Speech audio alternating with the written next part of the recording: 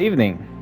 We are back today with part two of these series that I've been trying to make, and hopefully I've done a semi-decent job of keeping you guys' interest. Though I am quite sure that the first part and the first episode of this was very underwhelming for the majority of the people that tend to watch my content.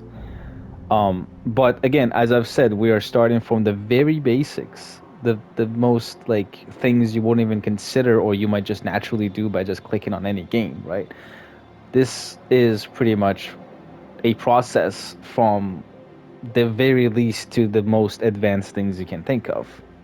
But again, it varies, so keep an open mind. And as we talked about it yesterday, discard your ego because it is the most dangerous enemy when it comes to bettering yourself, is being egotistical.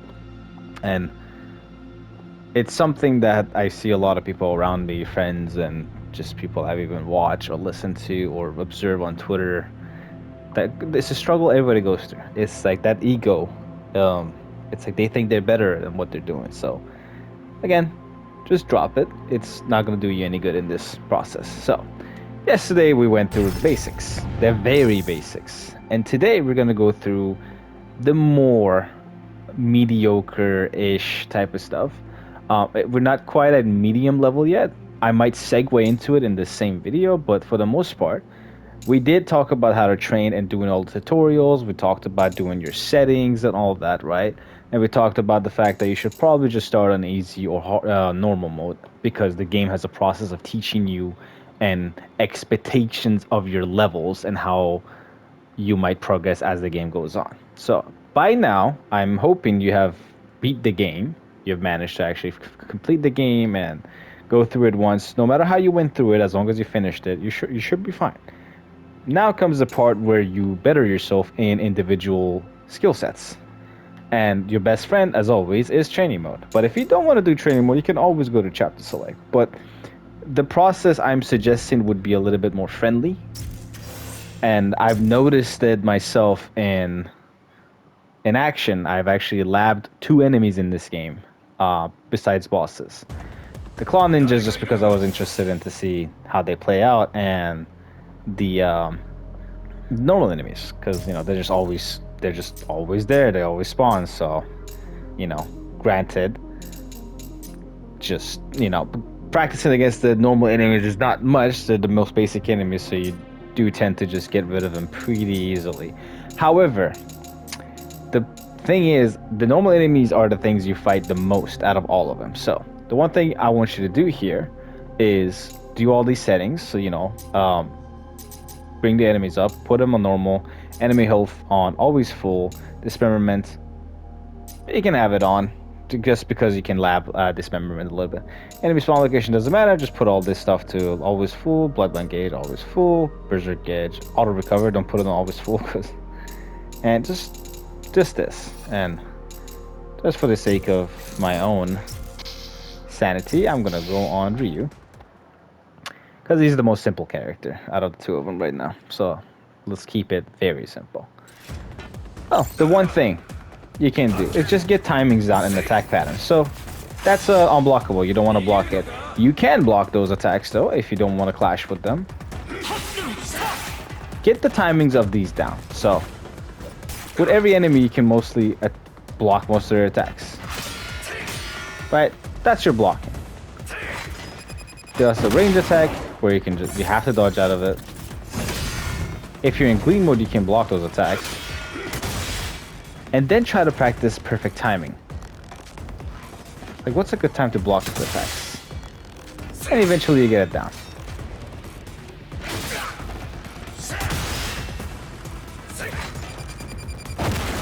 Just practice these. Just see what they can do and just practice these. And in due time, you'll learn how to fight this specific enemy very efficiently. So they're never going to be an issue for you in combat. Right? And for the most part, they have like 5 attacks. The main thing you want to do is realize what attack is the easiest to deal with. So that attack is pretty hard to deal with because it comes out really fast. This is pretty easy because there's 2 hits.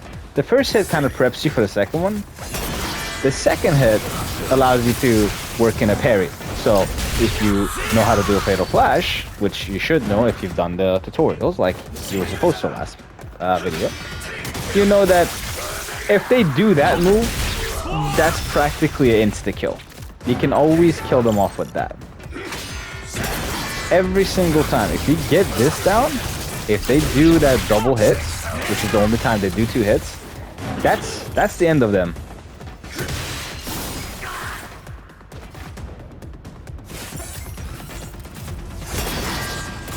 And that's the backlash parry.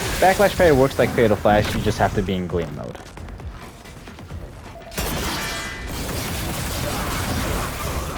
And that's it. And then, let's say you've learned all their patterns, because they do, again, have 5 moves. They have overhead slash, they have a round slash, they have 2 unblockable attacks, and they have this double hits. 5 attacks for this enemy, right? You learn all of them, and that's it. So then you go to, whoop, wrong place.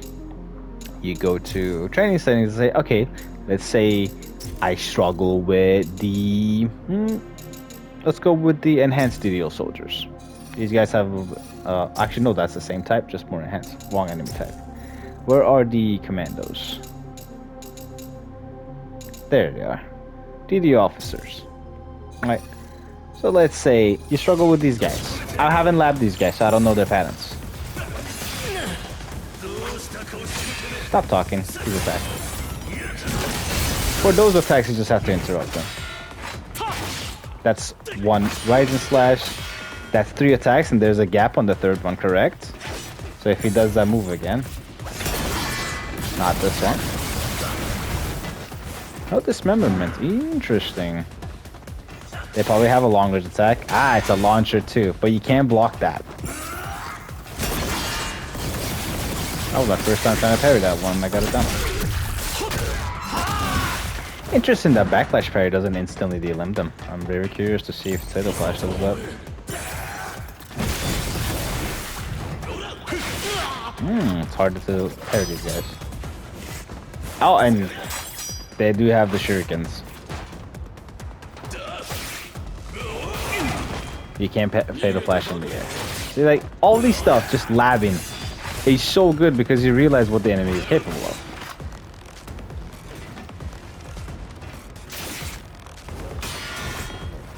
And that hits twice. Interesting.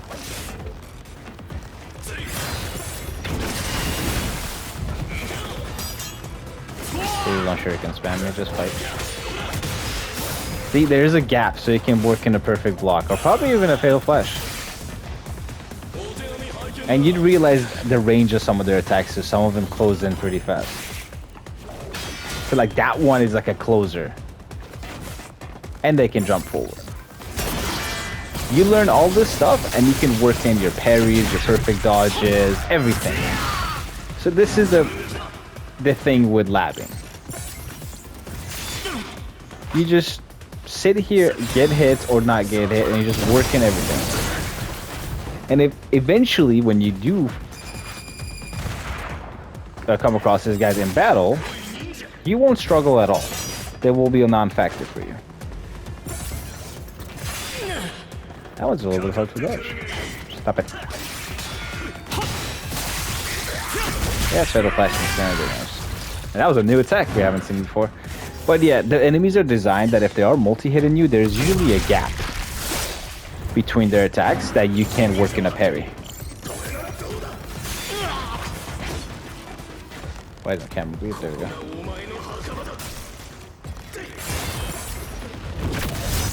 Wait. You see? Again, I've never labbed this enemy, so these are all just first attempts for me for trying to get these attacks. And consistently, 1, 2, 3. Third one, you can absolutely kill them. Insta kill too, by the way. There's nothing extra being worked in here. That one is much slower. Another new attack. And once you see all this stuff, then you're like, okay, I downloaded this enemy, and you just move on to the list. So if you ever come across an enemy you struggle fighting off, just come here and just change the enemy type till you get proficient at dealing with them.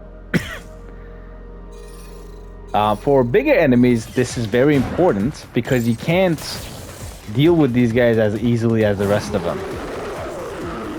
So actually knowing how to parry these guys could be very useful.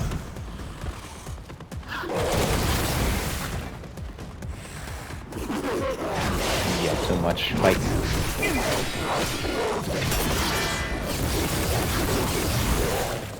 4 attacks and we can parry the last one.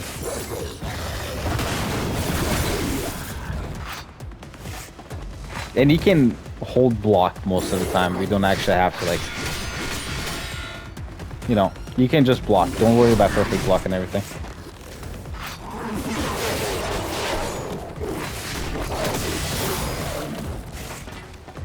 There is a gap between all of his slashes.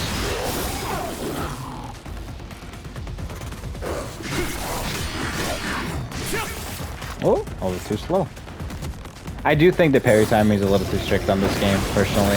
But I also like the fact that it's, you know, rewarding in the sense of that if you get good at it, you know, it shows that, oh, this guy knows how to play. So there's a sense of satisfaction in these things, but it's not the purpose of practicing right now. The purpose of practicing is just to get better at the game, not to show off. Ouchies. I wish you could cut off the fact that they keep roaring left and right. They hit you and roar. Interesting. Oh gosh! One thing you can't do anything about is the grabs. The grabs you just cannot do anything about. You have to dodge them. And you get good at doing this. And like that's usually how long it takes. You just sit in the lab and just do all this stuff. I've never labbed these guys either. I wish I should, because, you know, they're pretty annoying. Really annoying when they just roar all the fucking time.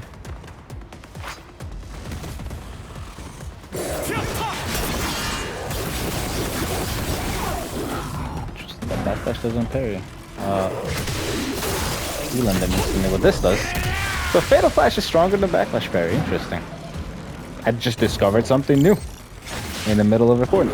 Well, anyways, before this gets too boring, lab all the enemies you want, practice all the time you want with them. Yeah, Fatal Flash is actually stronger than Backlash Parry. Interesting. I would have think it would be the other way around, but it's not. So, once you know, mess around with the enemies you struggle with and learn it, comes the important parts. And I have to start a chapter for this one. And I don't know what would be a good chapter to showcase this, because it is kind of a difficult thing to even talk about. But enemy prioritization, and I would say this may be a little bit more advanced than medium tier, which is supposed to be the purpose of this video, but for the sake of believing in you guys to improve really fast, which is fine if you don't, we're gonna go towards a let's go chapter 12, because it is the most relentless chapter when it comes to enemy waves. Again, for the sake of my own sanity, we're gonna go with Ryu, and I think the first fight in this chapter is actually a perfect demonstration of what I'm talking about. Because one thing you need to realize when it comes to fighting is, who do I need to take out first? What is the fastest way I can take out this enemy? So, in the first area, they spawn 3 different enemies at you. They spawn the normal DDO units, they spawn the ranged DDO units, and you have a enemy that is a big and very slow but very dangerous. So what would you want to do in that situation? You want to particularly take out the enemy that's going to do the most damage off of distance. Because the big guy is a slow guy. He's not going to chase you around. He's definitely not going to like be on your ass all the time either. So you want to prioritize. So like, look here, and I'll use photo mode for this to demonstrate it a little bit better. These are your targets. How do I get rid of that? Look. So you have normal units. That guy's already getting ready to throw a shuriken at you, and you get the big unit. These guys are already running at you, and the enemies in the back, the ones with the guns, are stationed to shoot at you, meaning they can deal damage to you from any range. So you're never safe from those enemies. The melee guys, they can close distance, but they still have a range. So that means as long as they're far away from you, you're fine. Big guy, slow. You kind of don't want him to get close to you. And most of all, you don't want him being close to you while you have to deal with everything else here. Alright, now in Ninja Gaiden, of course, if you know how to Fatal Flash, you can insta-kill any enemy in the game, right? But that's not the point. So, part 2. What's your fastest move to close in distance? You can slide, right?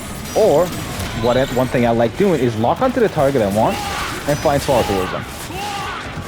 That doesn't always work because that lock on in this game is a little bit weird, as you just saw.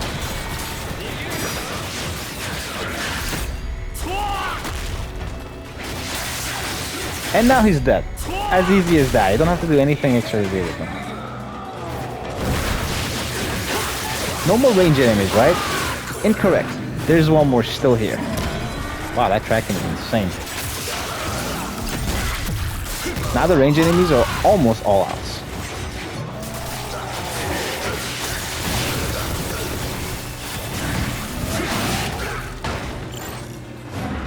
One more left right here. I think they keep spawning. But yeah, range enemies first, and the reason why I'm getting hit is I'm trying to demonstrate something, but don't worry about that too much.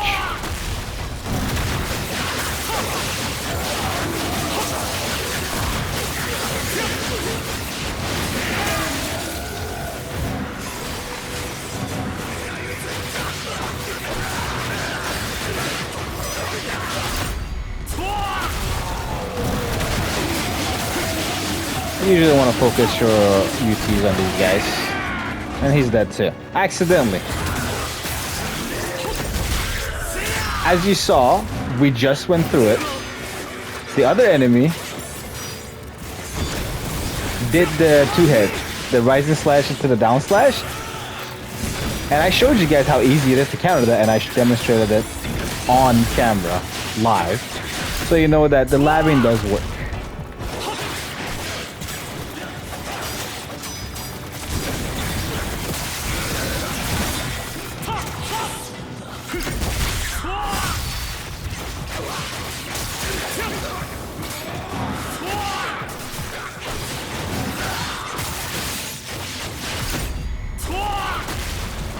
That's usually how you generally go about it. You want to, especially in Ninja Gaiden, if you see range enemies, take him out first. And use your environment. I just saw that I was missing a little bit of health. If you destroy destructibles, I think I just used all of them, they spawn orbs that can heal you. Always try to use your surroundings to your benefit. Right? And second fights.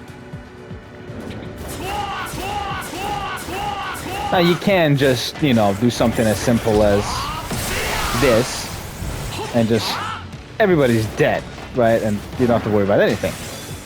But what's the fun in that? We're trying to learn how to fight. Problem here, right?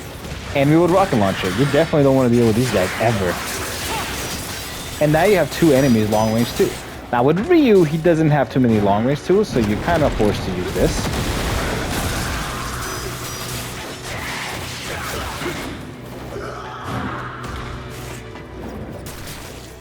You can just bring him down like this too.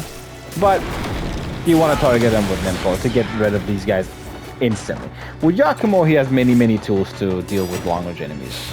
Is there somebody alive? Oh.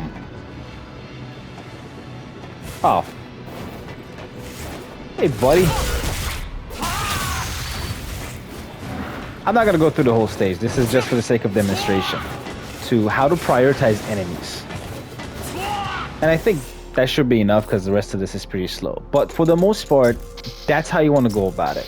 Target long-range enemies first, especially based on their position, and make sure you keep the close-range enemies as far away as possible with you.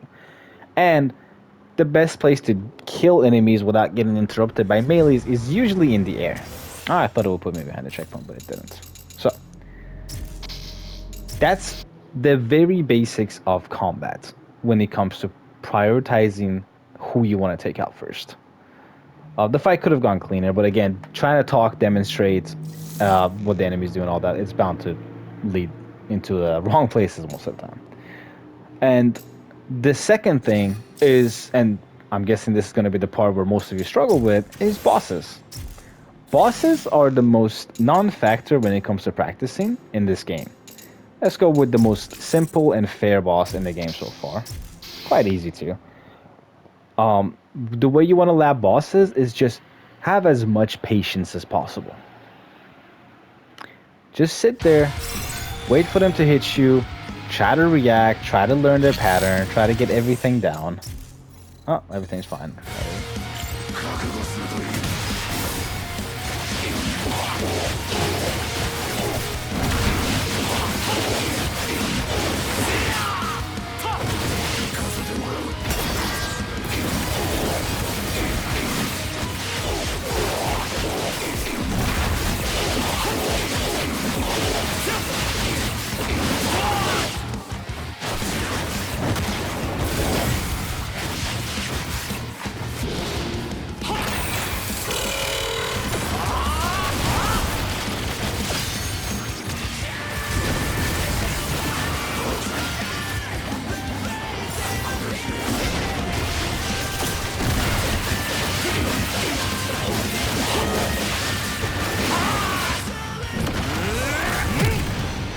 Right? That's usually how it goes. You just mess around. Now I messed around with this boss a lot. I just wanted to showcase how to, deal with him. This is the result of practicing a lot against the boss. So the steps you want to take here is, if you get hit, whatever, just restart. If you don't want to get hit, if you want to practice no damage, yeah, just restart the checkpoint. It's fine. There's nothing at stake here besides your own time. And if you want to get good at the game, you just need time for this. He has a jump attack. He has unblockable. And everything's very telegraphed. He has another backflip that's 3 hits, right? You can block most of this. What else can he do? A closing attack. The same unblockable. That's a new one. He has a jumping attack that's really slow, so you can set up for it really easily.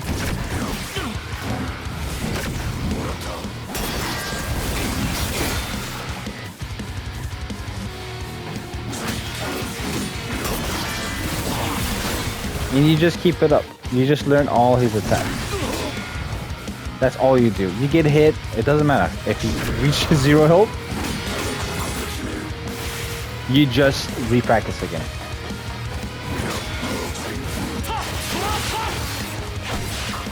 Then you figure out your openings. Oh, he did attack. You can attack him a couple of times.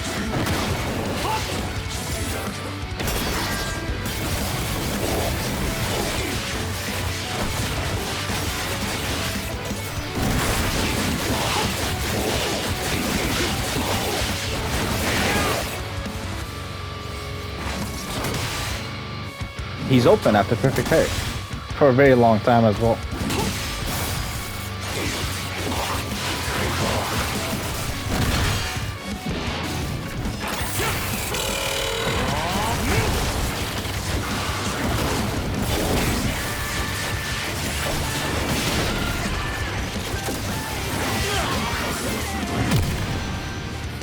And you just do it. Oh, you killed him this time. All right, restart again. Practice again. That was it. You weren't happy with your performance, right? It's like, hey, I got ahead too many times there. If this was like a harder difficulty, I would have died. Like, sure thing. Just re-practice. Just learn their patterns, recognize their attacks, and that's all it takes. It's a little bit simplified when I'm doing it because I know what he's about to do most of the time already. Besides that attack, apparently I'm really not used to that one. And this is it. Now, when it comes to the advanced stuff, I'll talk about the properties of most of these things. But for now, the point is just to get good at doing all this stuff. Oh, damn beauty.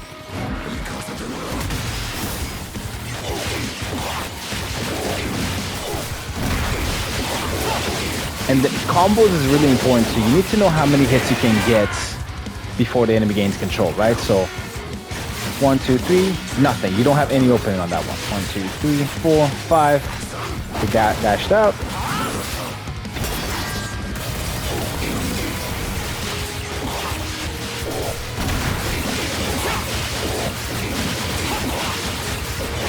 Knowing the openings is really important.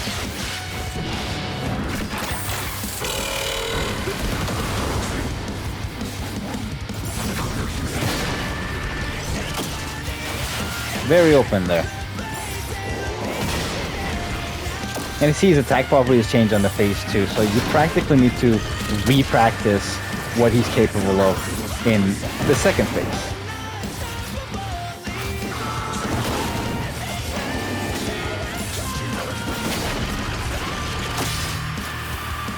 He has a new property that which he leaves the electric field. And more range stated attack. Once you learn all this stuff, it becomes very simple.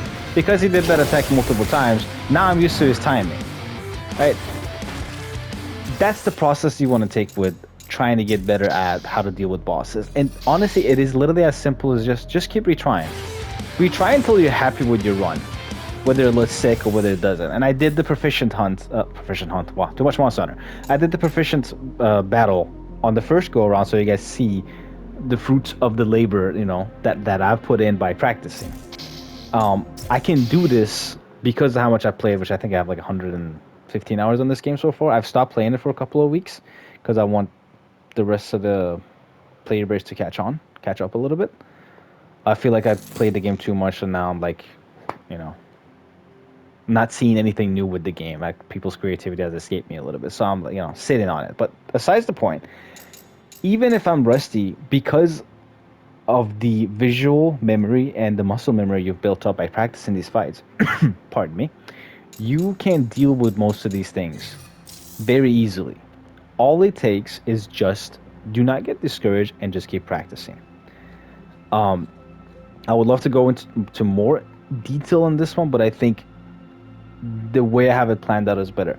Next episode is going to be a little bit more detailed and focused on openings and opportunities when it comes to attacking and making opening for yourself and stuff like that.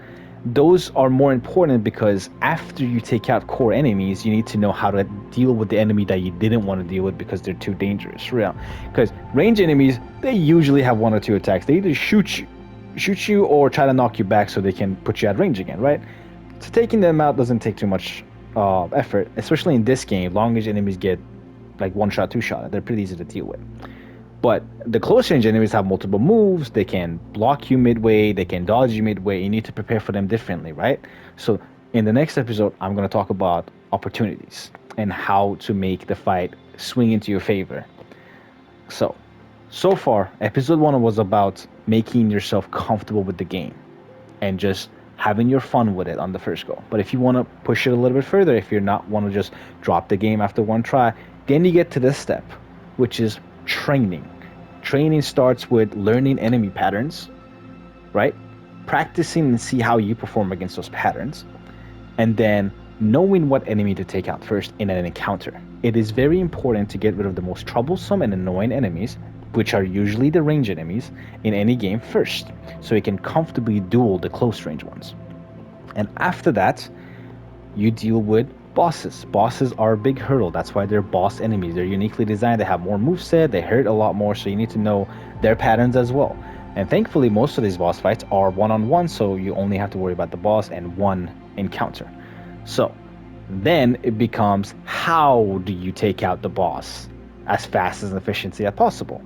And that comes in the form of like openings and how many times can I hit it before it hits me again? How many times I can dodge him before, how many times I can block him. You know, all these things come to a factor. So the next episode is going to be about that. This one was a short one, mainly because my daughter is sick and I kind of want to take care of her. So I'm going to make this a little bit short. But anyways, thank you for watching. And again, I do apologize if these seem a little underwhelming at first. Trust me, when we get to this stage I want to get at, it's going to get a little bit too focusy and too complicated. And hopefully I'll do a good explaining that it still seems simple, but until then, try to digest these informations. And again, do not let the simplicity of it boost your ego in the sense of like you're too good to learn this stuff. You're never too good to learn this stuff. You always can practice and you always can improve. If you're a perfect player, then good for you. Like, you don't need to watch these videos. But if you're not, if you're like me, if you're mortal and you need to practice and learn stuff, then I hope you enjoyed the video. Until then, which will be tomorrow. I hope you guys enjoyed this one. Bye bye. I'll see you tomorrow.